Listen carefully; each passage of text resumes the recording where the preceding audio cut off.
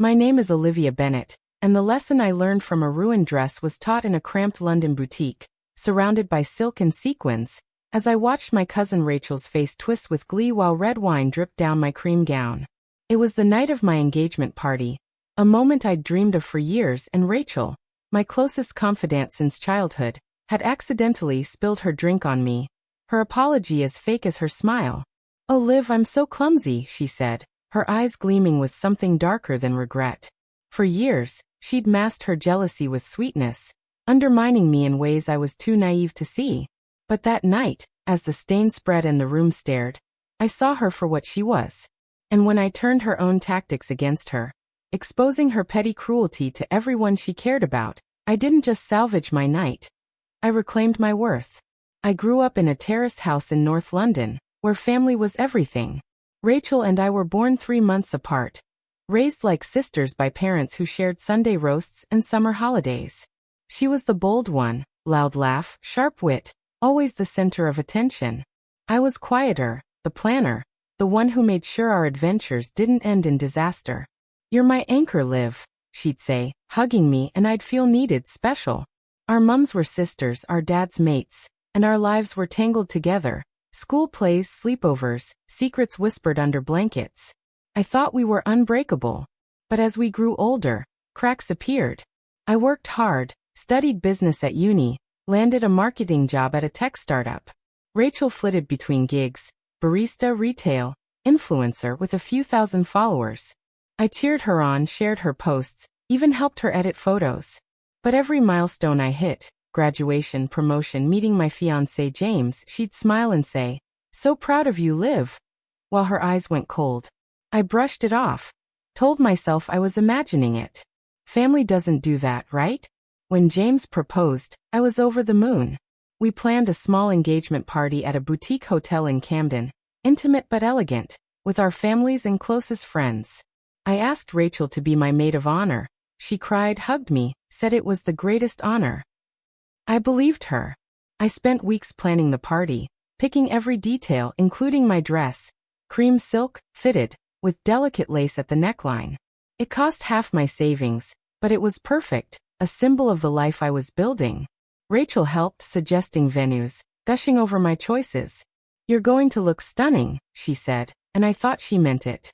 The night of the party, the boutique was glowing, fairy lights, champagne flutes, a playlist I'd curated. I felt like I was floating, James's arm around me, our families beaming. Rachel arrived late, in a tight red dress that turned heads, her laugh louder than the music. She hugged me, her perfume sharp, and said, "You look amazing, Liv." I thanked her, ignoring the slight edge in her voice. We posed for photos, toasted with our parents, danced. For a moment it felt like old times. Then it happened. Rachel was holding a glass of red wine, gesturing wildly as she told a story to a group of our cousins. I was standing nearby, laughing, when she turned, her arm swinging, and the wine hit my dress like a gunshot. The room gasped. Red soaked the silk, dripping down my chest, pooling at my feet. Rachel's hand flew to her mouth. "Oh, Liv, I'm so sorry. I didn't see you." Her voice was high, panicked, but her eyes, they sparkled with something cruel. I stood frozen, the stain spreading, my heart pounding as guests stared. James grabbed napkins. My mum rushed over, but the dress was ruined. Rachel kept apologizing, loud enough for everyone to hear, but I saw her lips twitch, a smirk she couldn't hide. I excused myself to the bathroom, my hands shaking as I tried to blot the stain. The silk was destroyed, the lace stained purple. I wanted to cry, but something else took over, a cold, clear anger. This wasn't an accident. Rachel had always been careless with me, but this was deliberate. I thought of every time she'd undermined me. The jokes about my job being boring, the way she'd forget to invite me to her influencer events, the time she'd borrowed my favorite necklace and never returned it. I'd excused it all, because she was family. But family doesn't ruin your moment and smile about it. I didn't confront her that night. I changed into a spare dress, a plain black one from my bag, and went back to the party, smiling through the pitying looks. Rachel played the remorseful cousin, offering to pay for dry cleaning, but I waved it off. "It's fine," I said, my voice steady. She thought I was letting it go. She was wrong. I started planning the next morning, my anger hardening into resolve. Rachel hadn't just ruined my dress. She tried to ruin my moment, my happiness, my confidence.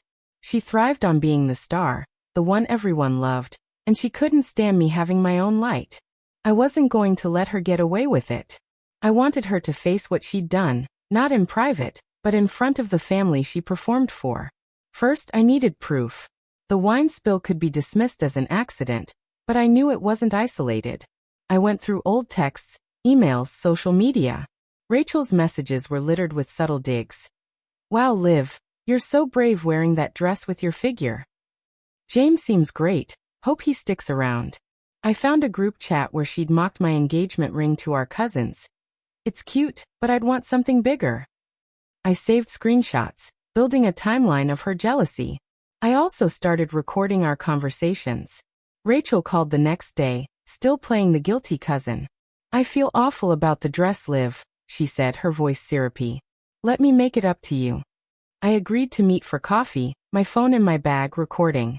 She rambled about her clumsiness, then slipped in a jab. "You looked so good in that black dress though. Maybe it's better than the cream one." I smiled, said, "Maybe," and let her talk. Over the next few weeks, I recorded more, her laughing about how stressed I must be with wedding planning, her joking that she'd steal the show as maid of honor.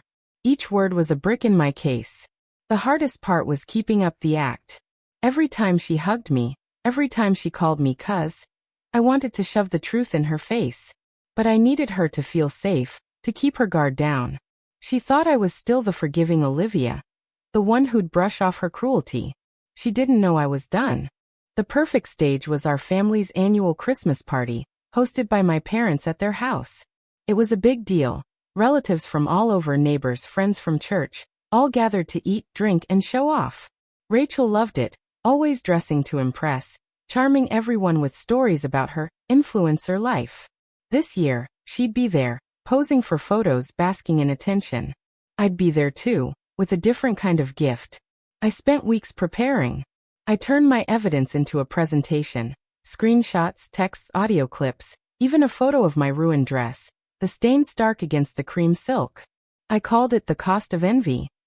I didn't want to just humiliate Rachel.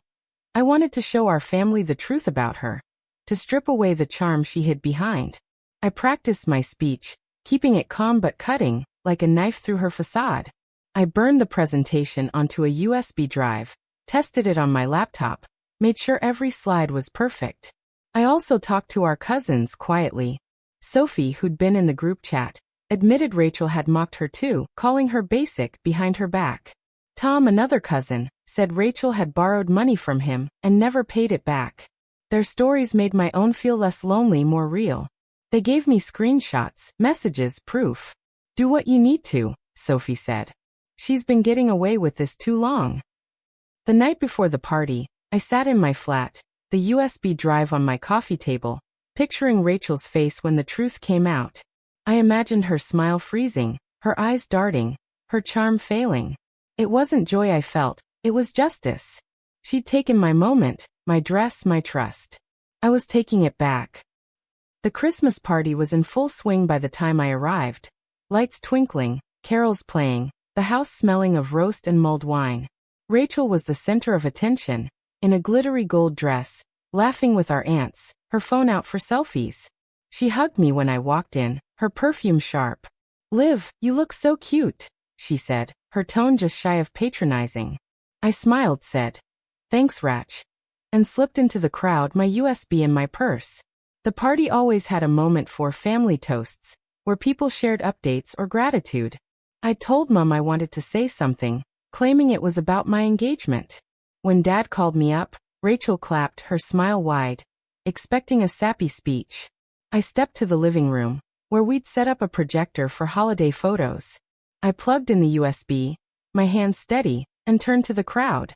"This year has taught me a lot about family," I said, my voice clear over the chatter. "About love, trust, and what happens when someone you love tries to dim your light." The room quieted, faces curious. Rachel's smile faltered. I clicked the remote, and the screen lit up. The cost of envy. The first slide showed my dress, Wine-soaked, the stain like blood.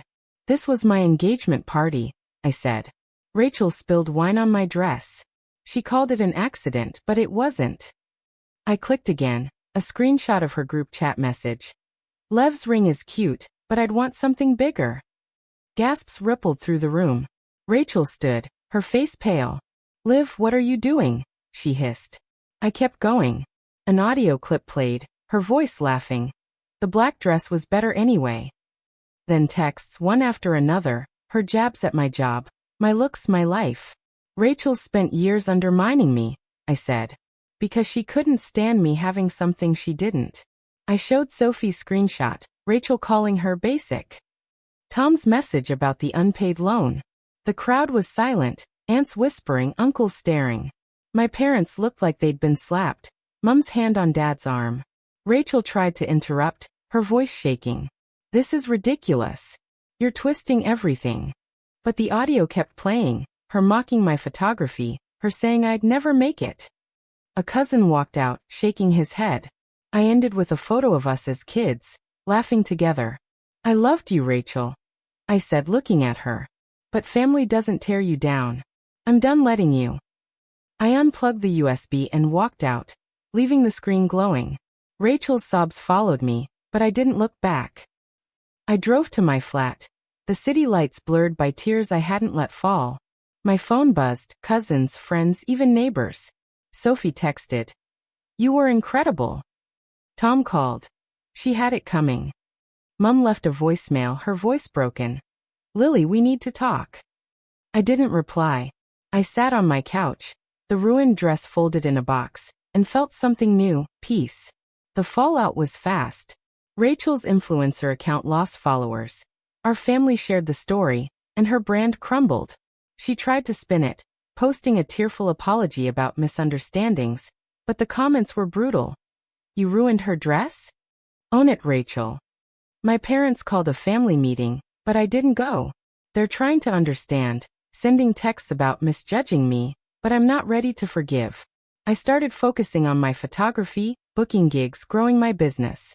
James and I planned a smaller wedding, one that felt like us, not a show for family. The dress is gone, but I don't need it to feel beautiful.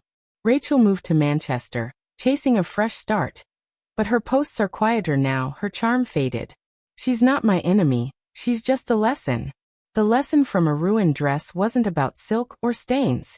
It was about knowing your worth doesn't come from family's approval or their envy. Rachel thought she could dim my light and keep hers. I showed her, and myself, that I shine brighter without her shadow. If you enjoyed this revenge story, don't forget to like, subscribe, and comment where you're watching from.